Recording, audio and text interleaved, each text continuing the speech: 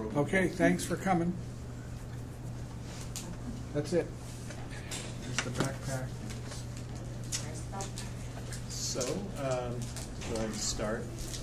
So today we're talking about backpack video, and it's kind of the hot topic, I guess, right now with especially in media, news, but also just in general. I think a lot of people have been moving towards that for the last couple of years.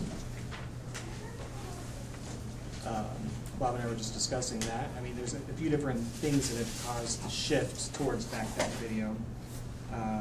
Some of it, I think, there's a good portion of it coming from the wars that we've been fighting for the last decade have kind of pushed towards that. The idea of like the military embedded filmographer, you know, and it's set up in the unit has kind of gone wayside to an actual photojournalist put in and embedded into a group or a platoon. And the idea of like sending out, you know, a full film crew with a platoon is kind of dangerous. So having one guy with all the capabilities and a backpack full of all the equipment that one would need to edit and shoot video has kind of pushed that forward. And you were saying, yeah, I have a little different perspective, which isn't different. It's just in addition to technology has changed. It used to be that you needed a camera like you see up here to do quality video. Now you can do broadcast quality video with something like this. and really, it's 1080p HD. I mean, Right. Am I saying that this camera produces as good as that camera or a $30,000 camera? No, I'm not saying that. But for the requirements for broadcast, and what's broadcast nowadays? Broadcast is really the internet. It is, yeah. And a lot of times you're viewing video, not even full screen, but as a small video clip. Go to New York Times, their video clips are really tiny down on the bottom. I still watch them at that scale. And, you know, obviously you can go to full screen or whatever. So, you know, the quality, I think it's, you know, obviously content first is important with that kind of thing. But also, you know, you can still, you know, watch on a 50-inch TV a video off of this and it'll look beautiful. So it's a big leap. Yeah, I think what you said, content first. That's what I think we've got to realize, that these are tools. It's just like a hammer. Okay, so I know how to hammer a nail. I'm an expert at hammering a nail, but if you can't build something, then it's a waste. Same thing with these. These are just tools. You need to learn how to tell a story.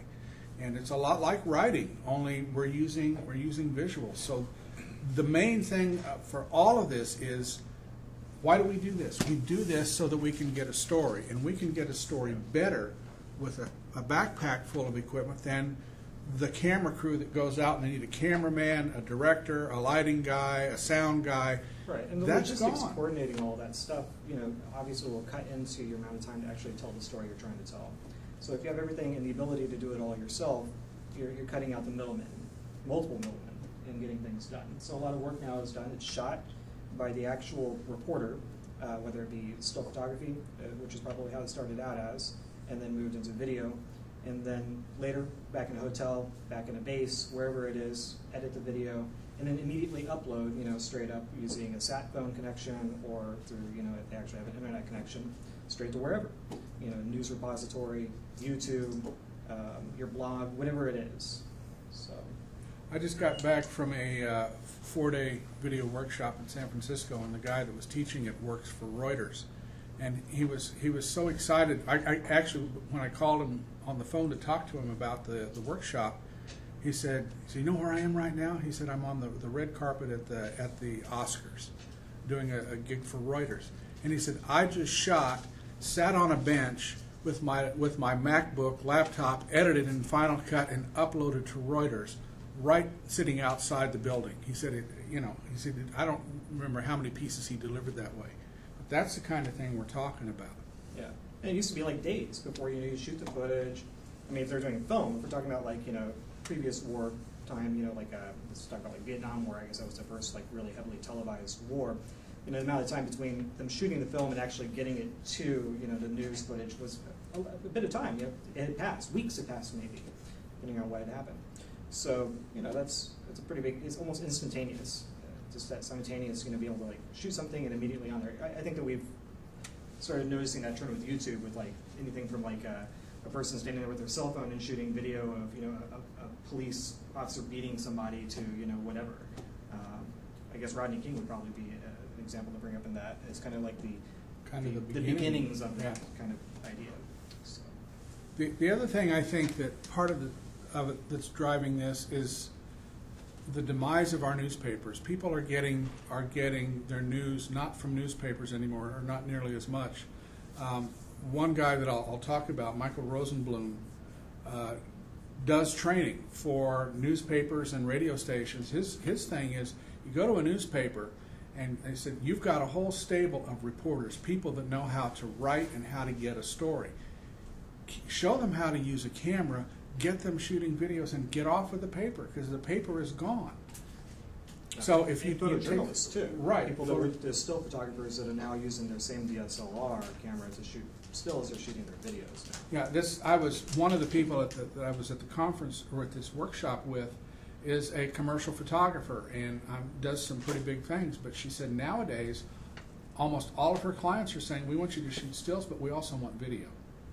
So if you don't know how to do that, she said her whole career has turned around in the last 6 months because of the requests she's getting from her clients.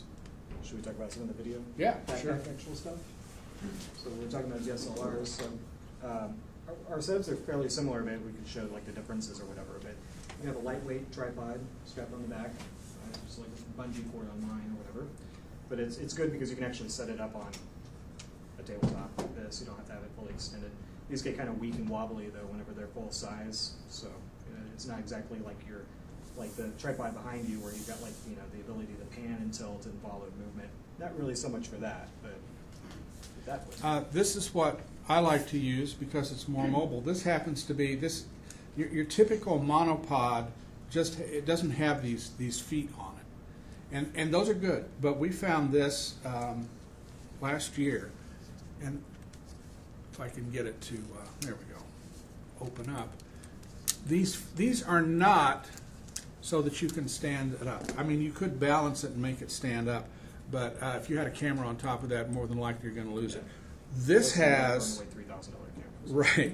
This has basically a miniature video head in the bottom. It's a ball that you can do smooth pans and moves like this, and it really comes in handy. So I normally have that strapped here like Zach does on his. Except since I was in San Francisco, I opted to carry this and put an umbrella here. And most of the time, this was here, and I had the umbrella like this the last week. So you should have had it extended out of the tripod, hands-free. Yeah, I can think of that. So these monopods are great. Tripods require, when you set up for video, I mean, let's go back to stills. You plop your tripod down, and you move the camera until the camera's level. Yeah, there's a similar type of thing, where you're doing this kind of deal, and it's kind of awkward. You're holding the camera on the side and trying to angle, this, and then get it locked in the position. Video tripods have a what's called a fluid head, so that you can make smooth pans and what do you call this? Up and down. Tilt. Yeah.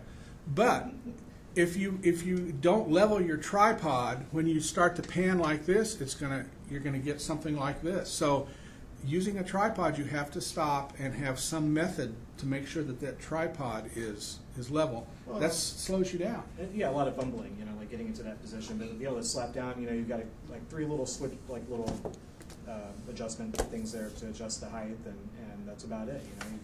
Click out a couple of those, lock it in position, and start shooting. So if you're actually out you're at an event looking for footage, then it's a fairly fast alternative and stable too. I mean, if you're really shaky, say you drink a bunch of coffee before you start shooting, or something else. Yeah. So, but that's this is your support standard small frame. I mean, you can go with a larger one too, but this is more stuff you have to carry. These are nice and small to go in your backpack. Yeah, the cameras we're talking about using on these are small cameras. I think this one will support up to 4 pounds, is what it said. Yeah. Which is well within the range of what we're using. Yeah, exactly. Inside, where both of ours are set up for, but we'll stress that this is a consumer grade video camera. It goes for what? About $600-700. Yeah, $600-700, and it records to a compact flash card and also an internal hard drive. SD card, yeah. And so that would give you, I think, there's 64 gig SD cards right now. I don't know if this one will take it, but you can have quite a bit of record. You can record for days. What did we figure just internally that thing will, what? 9.5 hours. 9.5 hours. That's a lot of recording. I mean, if you yeah. recorded, an entire workday, that would be the entire time would be intense. But that's so. What we're showing here is a little bit different of a setup, but this is like this is great. It's entry level and does just as good a job as anything we're showing in our backpacks. No, doesn't do as good a job as these. Well, Come if you're trying on. hey, if your content's good. If your content's good, it doesn't matter. And again, if you're delivering to the web, Well, show them what's on your belt. oh yeah, I've got this is a Nikon. What is it? This is their newest one, an S8100, I think. Yeah, S8100. This is it's a little point and shoot camera, but this camera shoots full 1080p video. And it does some, as a matter of fact, I can show you something real quick that I shot at this We workshop. keep on saying 1080p. That's the largest frame size you can get in HD video. There's 2K, 4K, there's much larger file sizes and frame sizes that match more what would be like a Super 35 actual finished product. But for your television, the maximum resolution that it can display right now, until they think of something better, is 1080p. That's 1080 by 1920 pixels. Yeah, this isn't a finished piece by any means, but this stuff was all shot with that little camera. Oops.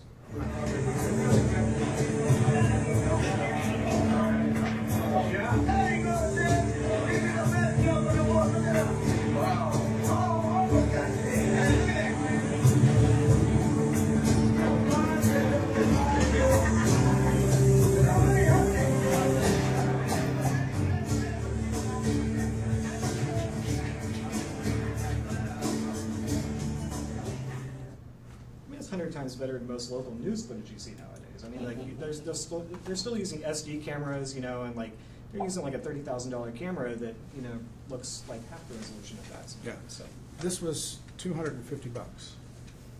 And that audio, now the music was added in obviously, but the audio came from the microphone in this camera.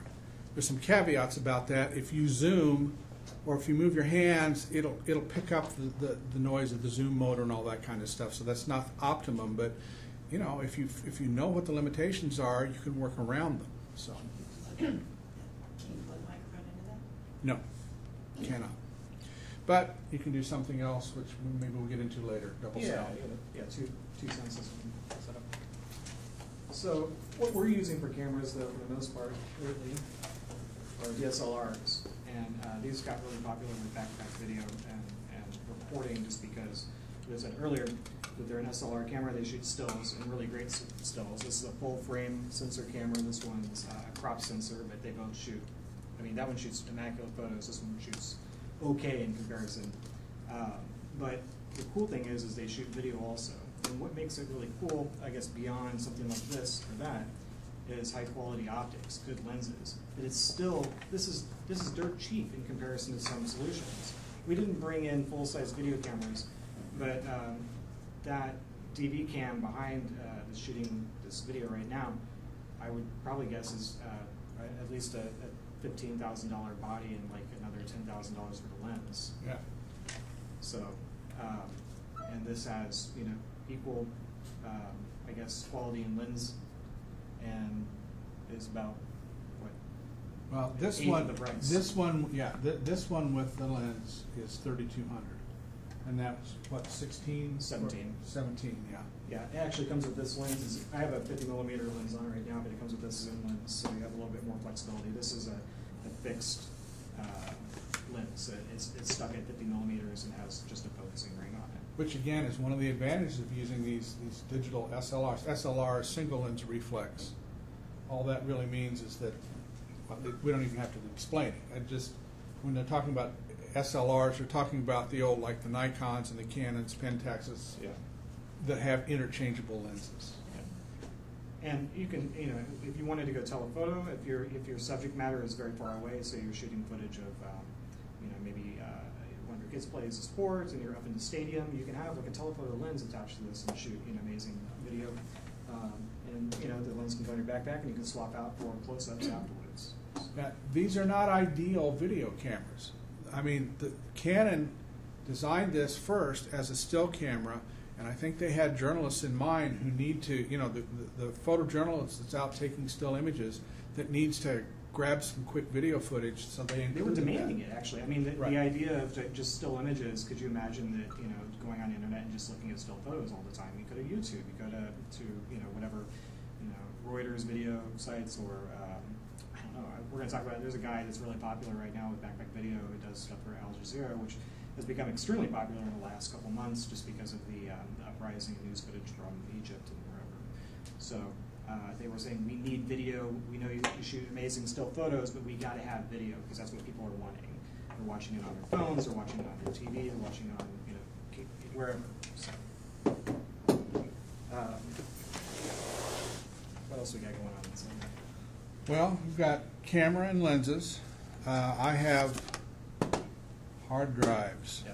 and I've got more than this that I usually carry. I substituted one of them for a GPS since I was in a strange city. San Francisco is a strange city. Yeah.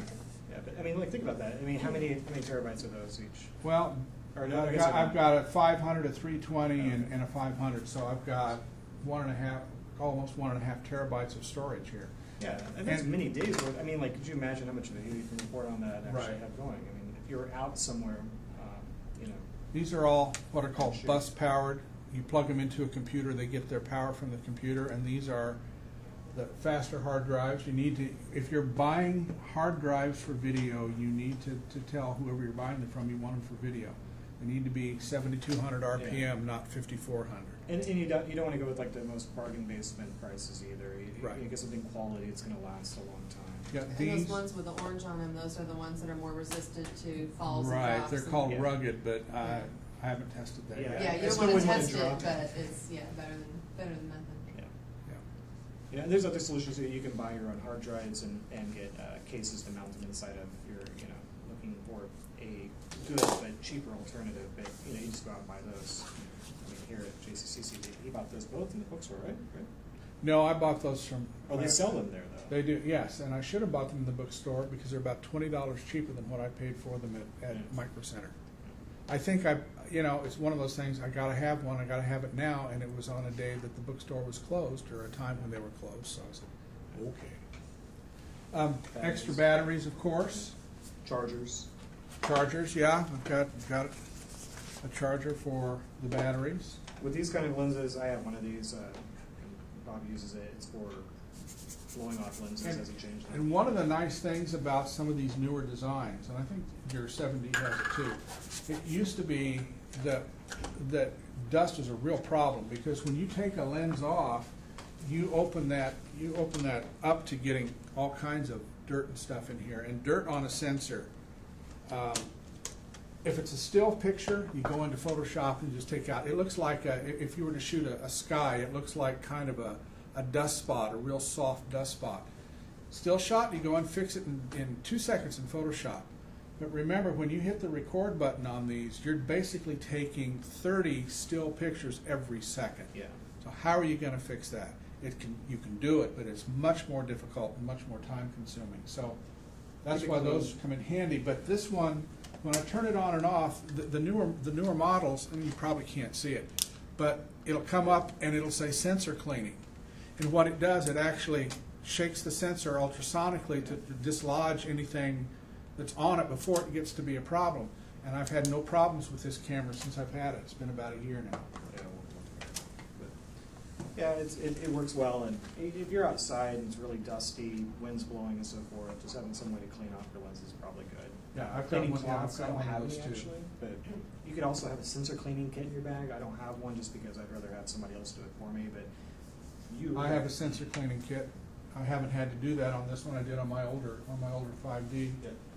These are the cards. Yeah.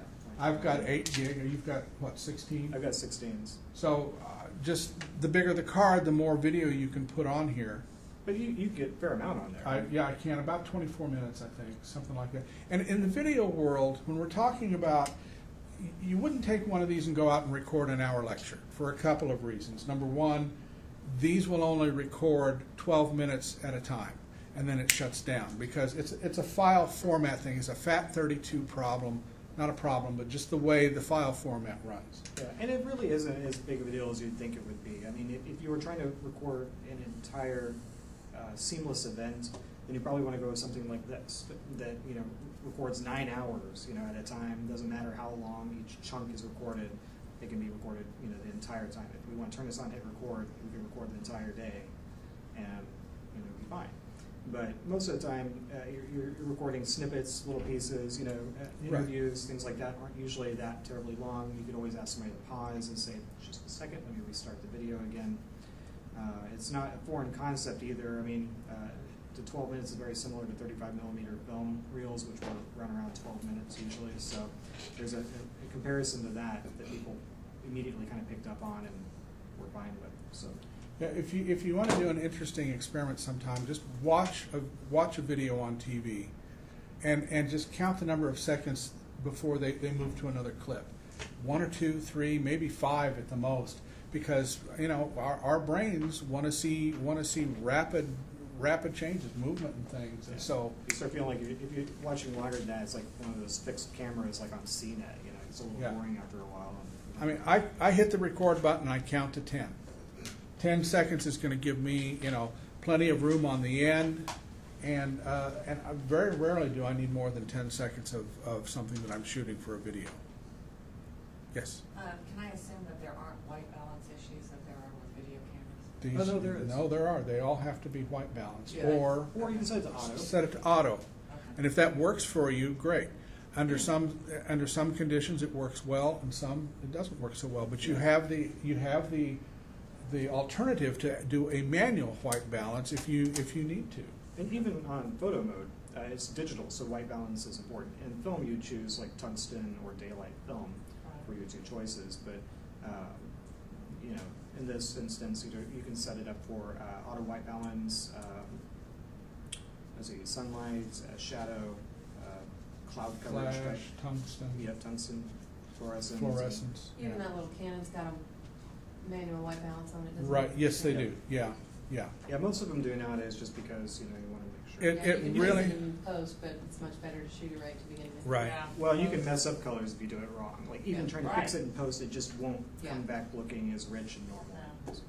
Yeah. It's always best shoot it for the camera. I shoot it in the camera and do as little bit in post as you have to. Yeah, the fix it in post thing is lazy directors kind of thing that is seeped into general. Yeah. People are like, oh yeah, we won't worry about it. We'll fix it in post. No, you want to learn exactly how to get that done and quickly. Like once you know your piece of equipment, your camera, then setting that up shouldn't be a problem. Yeah. First thing you think of. One of the things I have card readers, because obviously you have to get your video off of the cards into the computer. You can connect your camera, but Yeah. this is quicker.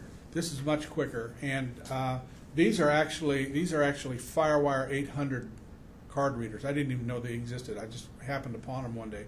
These are much faster than a USB connection. So if you're shooting a lot and wanting to dump your stuff to a computer, I actually have 3 of them. I could do three at a time because you can daisy chain these together. But just another one of those things. The other thing that we've started doing is the first thing we do when we bring these into a computer is to make a disk image, which is an exact copy of this. It's not just the files copied right. off into a folder. It's That literally, doesn't work. I mean, It does. it works, but you have to go to a lot more trouble to use those files. In these cameras, there's special metadata that's actually recorded along with it that helps whenever you're transferring into a piece of software like Final Cut Pro or into Premiere or anything else like that helps it know what time it was shot and ISO information, all that kind of stuff is like copied into that. So it helps you later on. You could just copy it into a folder right off there. There's MOV files that are recorded to the compact flash card. You just copy those into a folder and go, but you're missing all the other data. So making the copy, like Bob said, using any kind of disk utility on a Mac or a PC would let you do that. And it's a nice archive. You have the original, unaffected copies of the video that you can always go back to in case you somehow butcher it beyond repair.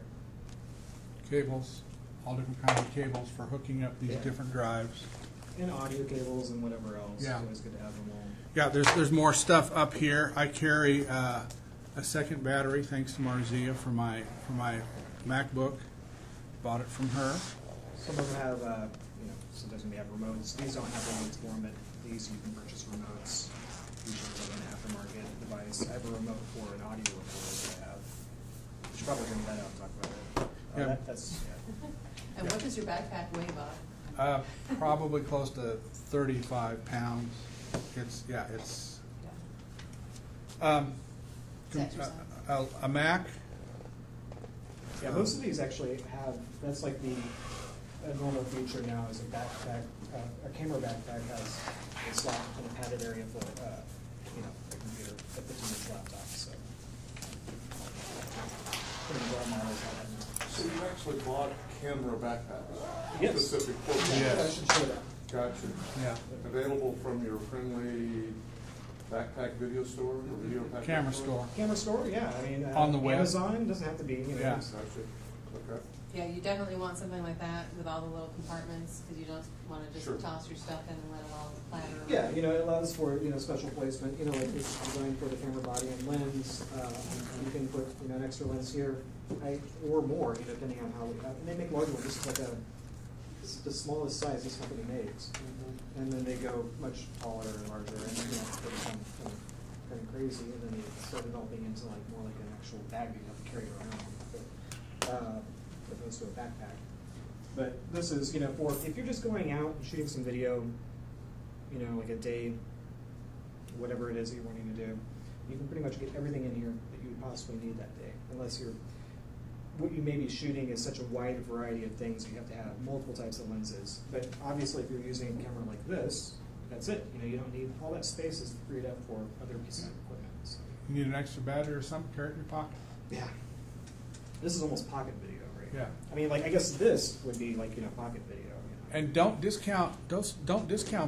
There's some guy in China that did a full feature-length movie on an iPhone and got distribution for it. Yeah, iPhone 4 looks good. Yeah, it does. So, I also have a microphone. This is a shotgun microphone.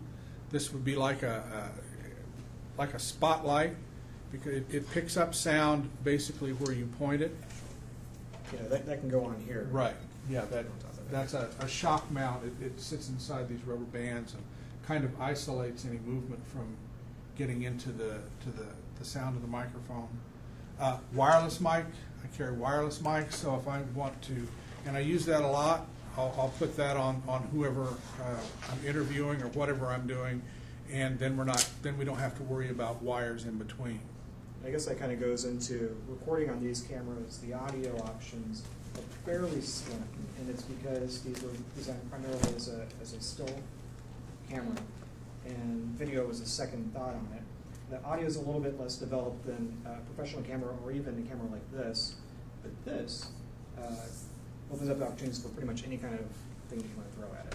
Yeah, what we do is instead of, now there is a microphone in the camera, and for just doing what they call natural sound, it's probably okay, but you wouldn't want to do an interview with it, because on an interview, you need to move in close with the microphone so that you eliminate the echoes and things. Or a lavalier mic. Or a lavalier mic, yeah. This is the same thing as his, I don't have quite as many options as Zach does on his. XLR inputs, higher quality audio. But I can come, and I did this, and I can show you a piece I did yesterday where I came out of the wireless mic into here. Now that presents a problem because now we have a separate audio file that's disconnected from the video. And how do you get those to sync up? Well, I have a $1.80 solution that I've started using that works fantastic. When I start the camera rolling and I've got my audio recorder rolling, I do this. And that click gets recorded, and now I have a very specific point on both of those audio tracks. I can take the audio track from the camera and go right up to where that click starts, and then I can do the same thing on just the audio only, and right up to where the click starts. Now everything's in sync, and when somebody talks, there, it matches the voice. And there's some issues with these compact flash or CF Guard recorder. They have a little bit of wow and flutter, I guess you'd call it. It's just not. It doesn't sync exactly. Well, that's why Pluralize was made. Actually, it was just because on longer shoots and so forth. Well, if you're shooting for a long period of time, let's say like a 30-minute shoot. Even if the sample rates and the recording rate and everything all lines up, Yeah, that's true. it starts sliding out of sync. So That's, there's aftermarket. I don't notice it because we haven't done anything. They're all short. Yeah, we do short stuff, yeah. Yeah, it never really has a problem. But again, if you're doing long stuff, you're not gonna be doing it on this, unless you have two of them. I guess you could have two of them set up side by side, and just before this one quits, you start the next one, yeah. That'd be a nightmare. I mean, we used to do that with videotape machines. We have two tape machines, and you know, just before you get to the end of the first one, you start the second one, and that's how you're able to record for any length of time. But this equipment that I've got and what Zach has, we can produce just about anything and deliver it. And by deliver it, I mean we can get it as long as there's an internet connection or cell phone connection. We can connect, you know, we could connect through the cell phone to the computer. It would take a long time. Yeah, or you could, I mean, you don't even have to tether. Like, if I really, really want to get it on there, I can put the video clip into iTunes, connect my phone to it, and then use my phone to send it through, like... Yeah, you can if you have an iPhone. Huh? You can if you have an iPhone. Yeah. If you don't, well, the same way, you can connect to, you know, just, that has the ability just to drag files onto it, right? Right, Yeah. that's true. I can And just then you connect send this it up over your and, 3G connection. yeah. So, Marzia's phone, I think you can tether with, right? Yeah. Yeah. It's, Well, some services let you do that. yeah, we can do that. Yeah, I can tether with this one too. So, meaning that I use this to provide an internet connection for my computer. Yeah. It's not as fast, of course, as you know, connecting up to Wi-Fi somewhere. Well, it'll get faster with 4G access.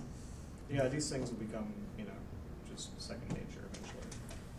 Let me show you something that I did. I did this yesterday. I was in a hotel. I told you I was at this conference, and this is one of the people that attended. She has a really interesting story. It's something that she's going to be doing this summer, and I wanted to interview her. But this was just a quick interview. Oh yeah, you can't see anything, can you? This was a testimonial on that we're going to send to the guy who ran the workshop, so that he can get other people to take his workshop. My name is Guadalupe Redondo. I'm from Argentina. I came all along from Boston to San Francisco to take this workshop. I didn't know it was going to be so good. If I knew, I would have not doubted for a second to come. Guys, it's amazing. It's full of information. I'm sorry. There we go. I have no background at all, and now I feel that I have a lot of material to work with. And it's long, it's tough, it's full of information, but he does beautifully in managing the time and how to get people around. And yeah, I have so much information to try to put together.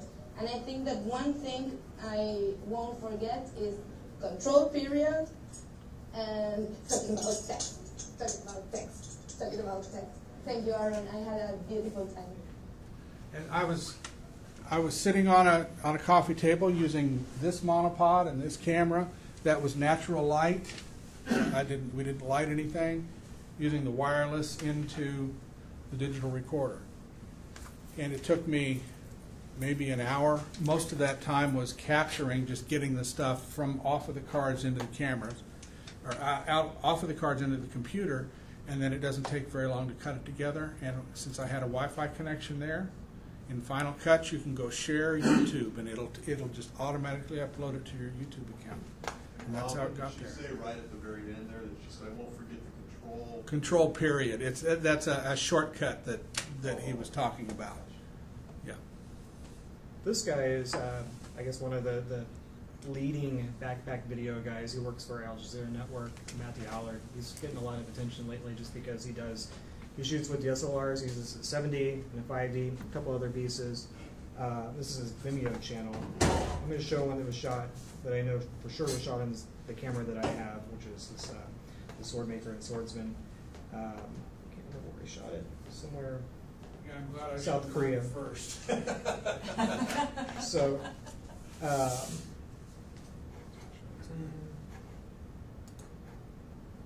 So this is a professional example of like what people are doing with backpack video. You can see this is just using, I'll show a couple shots from him being shooting the video. And Oh, sorry, video guy. That's okay, I'm gonna cut it out anyway. so it's just a, I mean, it's a $1,700 digital SLR camera, and it looks like Hollywood film footage. So that's where it's come over the years.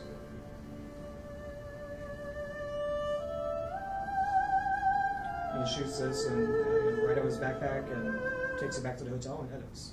I don't know where I'm getting buffing from. Yeah, it's all right. We won't wait for it to rebut. But anyways, here's him on, that's the setup. It's just a DSLR. He has a couple of things that are nice. They're not necessary, but he's got a matte box on here that allows for a sunshade at the top up here. This allows for like, like glare off the lens to be reduced. And then also he has a matte box that allows for like, neutral density filters and a couple of fancy things. But at the root of it is just, a lens and a SLR camera on, on a tripod. So that's like a professional example. He does, actual like on location news clips too. A bunch of them on here. He's doing a lot of Tokyo stuff apparently right now. But this is where I think a lot of this type of technology grew out of. The city of Natori is today a virtual wasteland. Turn this down a little bit so you can see the shots. But really, it's what's capable is pretty amazing. One thing we need to mention about audio. Audio is as important or more important than the video, because you will watch something that has good audio and poor video, but you won't watch something that has good video and poor audio. Yeah. You want to know what's going on, and you can't hear that.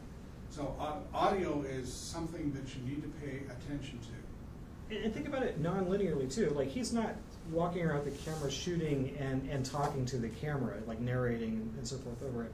He's going back to the hotel, sitting down in a nice quiet space with a microphone and recording the audio track to go over it.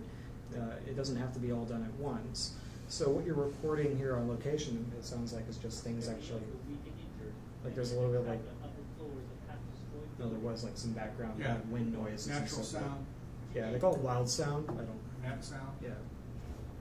So that's. Yeah, all your clips should. And I learned this I learned this at the workshop, and I do this anyway. But all your clips, even though you've got somebody talking over this clip, you need to have some natural sound in the background. He said in LA, if you don't have that natural sound, then you get fired. So you combine the natural sound that you're seeing that was there when the clip was being shot with whatever things you're adding to it, whether it's music or narration. You want to show that? Oh yeah, nyvs.com. 2 years ago went to another workshop in Washington D.C. and this was fantastic. It was the Travel Channel Academy, and when I went, I thought, I'm really not into travel videos. I hope it's more. And it turned out to be so much more than talking about travel video. It was talking about video in general. It was expensive. I think it was $2,000 for 4 days. Everything that I got taught in that 4 days is on this site for free now. You go to courses, and the real meat are these three right here: video storytelling, 1, 2, and 3. Well, it's free now because you paid for it. That's it. That's right. They got enough people to go and pay the money that now they can offer it for free. Thank you, Bob. Right. This is Michael Rosenblum, and by some accounts, he's the father of the one-man, one-camera backpack style video. I think that's probably in contention with other people, but he was one of the first people to do this. Anybody remember the show Trauma Life in the ER, where they go into the emergency room and they fall? That was his show. He said he and his wife went out and bought camcorders, which at the time were the ones that took the VHS, the big things, and they started hanging out in the emergency rooms. Back then you could do that and not get arrested. And that's how they put that show together. And I forget how many years it was on. I think it's in reruns now. I don't think it's being filmed. but that was one of his first attempts, and that's what got him going. He travels around the world talking to, like I said, newspaper crews and television, and trying to promote this backpack video. There are all kinds of things here. Look, he's got on shooting. He even includes a flip cam and the iPhone 4. Anything you want to learn is right here. You want to learn how to edit. And this isn't the end-all, be-all of courses, but this is enough stuff here to get you started. And he has just about every type of editing package, from the most professional down to the most unprofessional, which is, I think, Windows Movie Maker. So it's all right here, and all you have to do is sign up. Now, it appears when you sign up that they want money, and of course they do. But there is a free basic account, and the difference between the paid account and the free account is that you don't get to upload your videos for other people to look at and critique. And if he likes them, he usually picks a video of the week. That's what you have to pay for, but it's only $79 a year. So I highly recommend this site.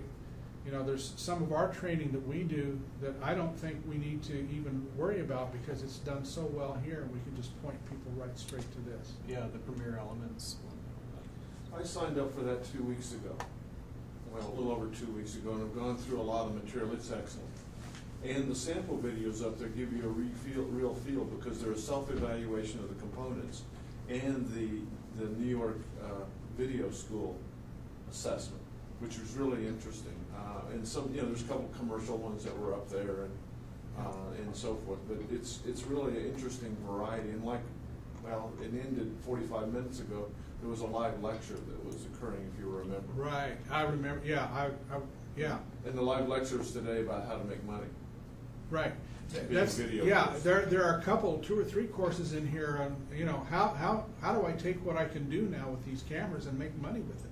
Yeah. And there's a tremendous opportunity for that, because the demand for content is just going up and up and up. Somebody has to shoot that stuff. And if you can find a niche, or get in with you know, somebody who's going to give you assignments, or just do your own thing. One of the people I was at this workshop with, they're right now promoting a new reality show, and they're going to promote it to Oprah's own network. So I mean, there's just, somebody has to be filling all of this, and it's not people with broadcast cameras going out and doing studio stuff. I actually took an opportunity, having borrowed the camera you guys had, and went to a place called Moon Marbles, where they actually make marbles. Right. It's quite a process. Yeah. They're not your old typical marbles. They're beautiful, and so I'm going to use that as a project just to work on and move it down with it. But it's pretty interesting. We did glasses at 1,200 degrees. And I think that's part of the key, is to just get out there and find something interesting to shoot Right. and practice, because then when the thing comes up that you need to go and get, you're not fumbling around, and then you get home and realize you missed a shot, or Yeah, you forgot you to turn need- your mic on. You need to get really, really familiar with your camera. It's got to be second nature. You're still going to do it, and don't get discouraged, because you're going to make mistakes, and you're going to be really angry, and you're going to get back and be like, I botched the audio, I did this and that, and you know, we've been doing this in different capacities for a long time, and it's you know, it still happens. So I just remember keep on pushing forward. Keep on when I went to the Travel Channel Academy, we had to produce 2 pieces, and the final piece I was working on, and you had to go out and search out a story, and I was walking around Washington D.C. for all day. It was rainy and it was cold, and I saw this homeless guy setting up shop on a bench, and I went and asked if I could film him, and I got all these really beautiful shots. I got back to where the workshop was, and I started uploading my content, and I realized that I had hit the record, but and I got record and pause mixed up. So the film that I had was of my feet as my camera was swinging on the way back. I mean, that's as bonehead as you can get. So and I was ready to quit, and they encouraged me, said, no, go out. And so I was able to go out and find the guy and shoot. It wasn't the same video, but it was still okay.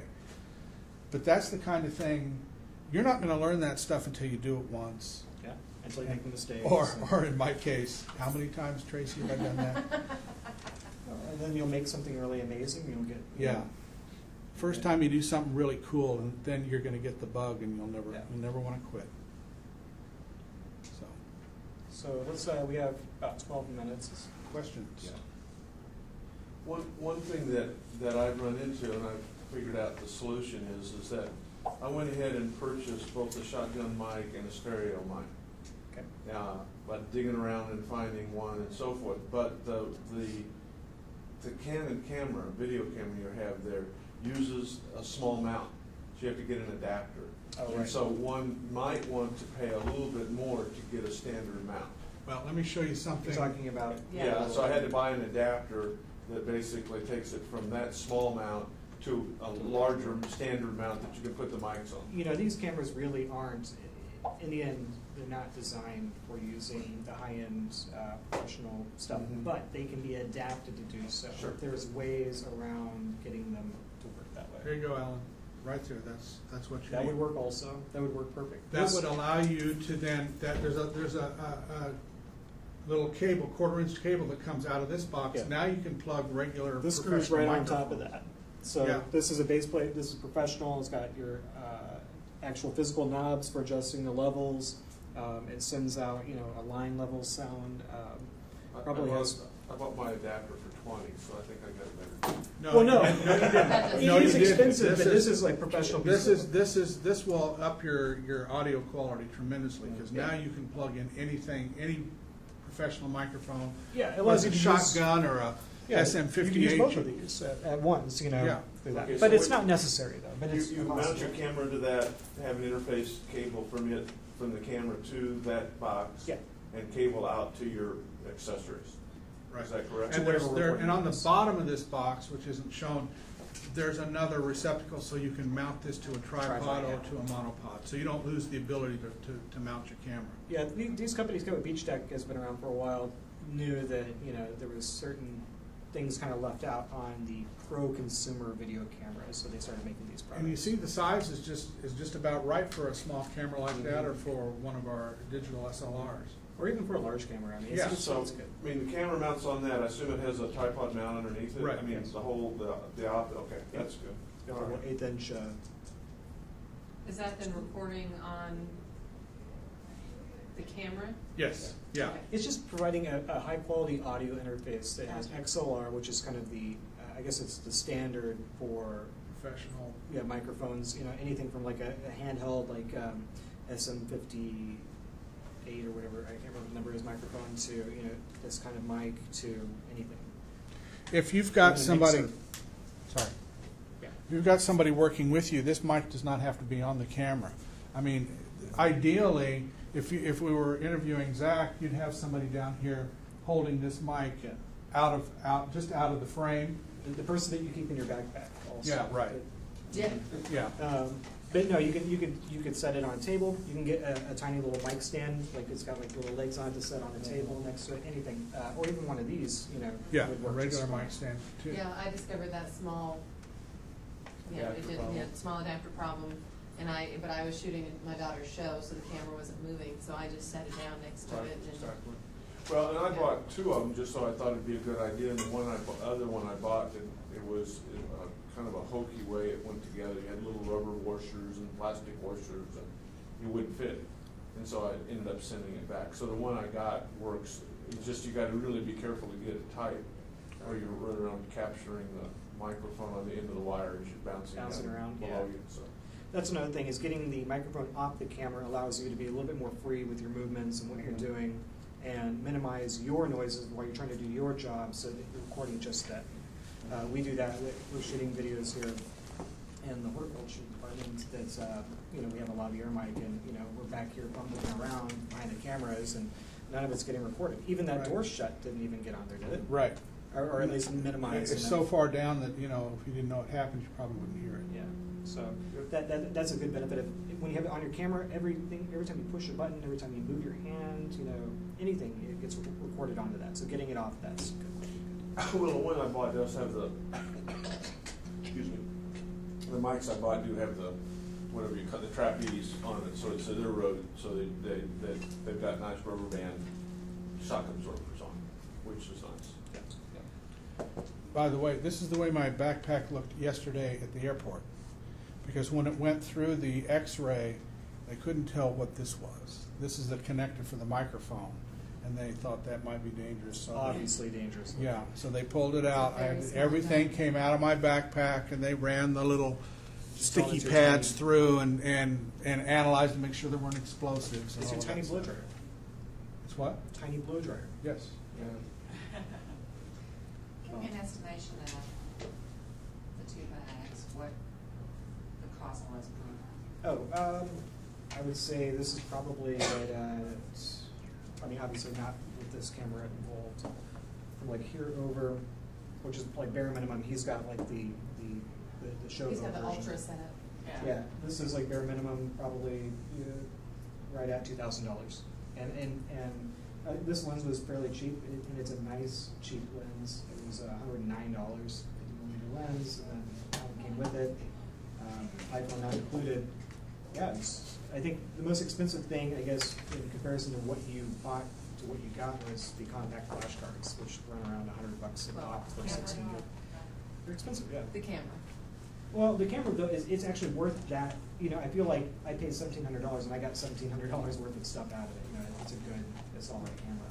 And they make cheaper ones. There's the 60D, there is the 550D, and there, you know, certain things are left out, but they all do the same thing in the end. They shoot really good video. Actually, I've read some of the blogs that say that the 60D is the ultimate video camera because of some of it's a newer model than both of these, and they've Yeah. added some of the things that they left out of these.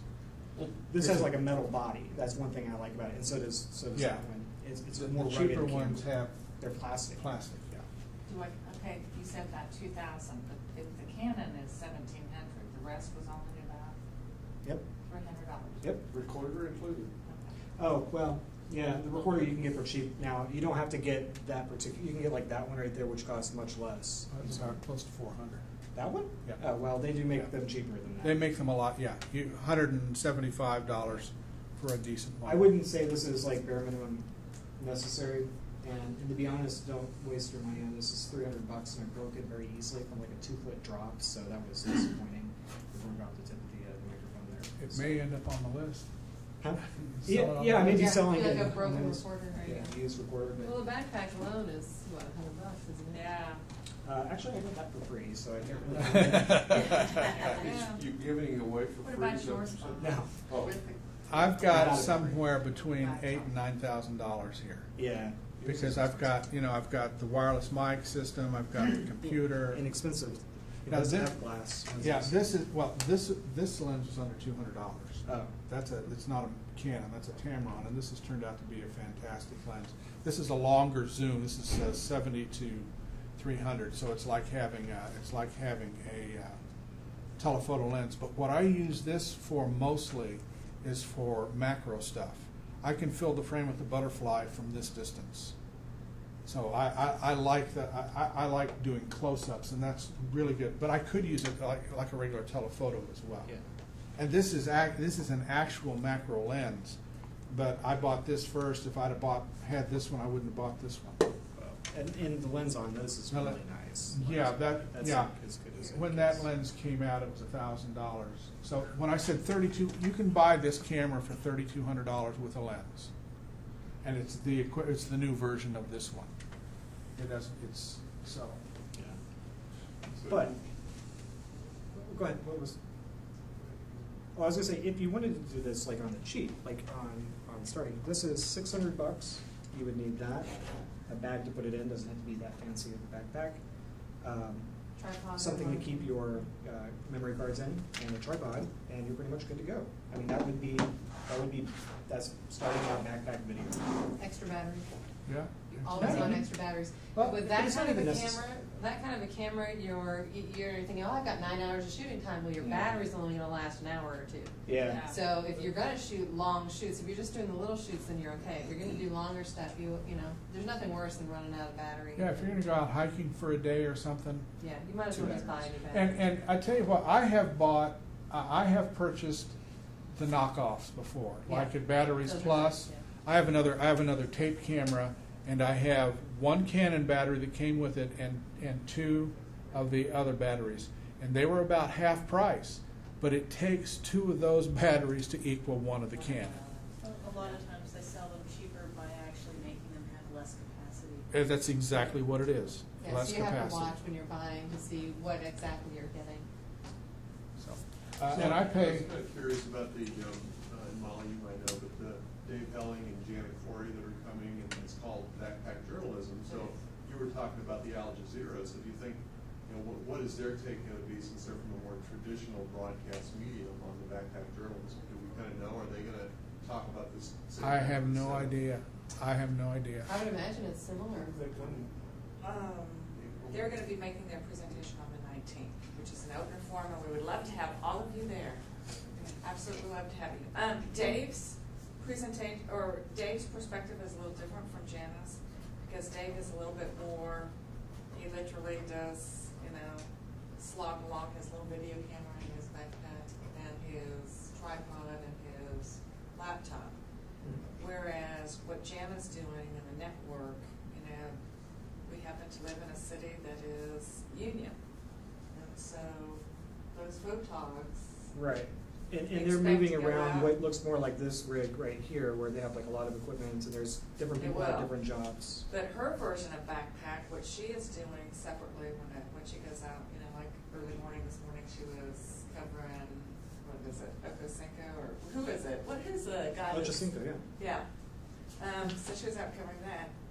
What she does is she uses Skype, and she uses her her phone to go ahead and get images, collect information and images that they'll upload to the website. But she goes with the photog, who also does her stand-ups. That's and that's the news reporter type journalism is different than, I suppose, like photojournalism and embedded journalism, and what like that guy Matthew Allard does, where he's not visible in front of. It's not about the TV personality. It's about delivering a story. Right. Well, Helling works for the Star now. He's not an on-camera personality anymore. Right. But interestingly enough, last night in the Kansas City elections, I don't know if you guys watched the 10 o'clock news, but everyone was hovering around him, and there he was with his laptop, and they were hovering around him as they were looking for election results. And I'm sure he had his camera set up, also shooting rolling the whole time, so that he could be, providing that. But what you're saying about the one-man band, oddly enough, if you're in a small market like at Pittsburgh, Kansas, or Topeka, you might go out alone. Well, but this because the way they are across the board everywhere, I mean, like having one person go out on a shoot is much cheaper than paying, 4 union people to go out. Yeah. We do that in Kansas City now. I work at a local news station, yeah. and we have what are called multimedia journalists. Yeah. Right. And they're out there they set up the tripod themselves, they shoot themselves, they do that. That's what Michael Rosenblum is about. He comes to stage and say, look, you got all these people that know how to tell stories. Give them a camera. Teach them how to do video and give them a camera. And there's no reason why you couldn't just set this up, and then step into frame and record yourself. But it's not. Now, this guy that Aaron Rainin that taught this workshop this weekend works for Reuters, and most everything they do is one man. They go out and they've got their backpack and they go. Except he said Reuters requires everything to be shot from a tripod, unless it's breaking news. That's their I think style. There probably is serious quality concerns. Like every person that you're providing for is going to have their own criteria on what they must have. Like a list of musts. Like audio must. Any type of overdubbing needs to be done. At the studio or like all that kind of stuff. Must have natural sound. Yeah, all that, and tripods and whatnot. So. And I will say, handheld shots with one of these is much trickier than a shoulder camera like that one. But keeping this still and nice is hard. Now this is not super heavy, but it's heavy enough. This is even harder because it's light. Every movement in your hand, like even to the point where you can, if you're holding still, very very still, you can actually see the shake from your blood pushing through your hand. Right. And it's like the pulse speed, and you can actually see that happening in there if you watch really close. So that can be a problem. So tripods are a good thing to have. They make handheld steady cams for us too. They do. They're expensive. There's a glide cam. There's But- you can make your own too. If you're, But you know if you're- what? Yeah, there's actually a steady Uh-oh. cam for iPhones. Yes, there is. Yeah. These, a monopod works It does. Yeah. real well as a, you're just holding the monopod like this, Yeah. does the same as a lot of those other. It creates just a little bit of Right. counterbalance down low where gravity wants to be pulling. So that's how those things.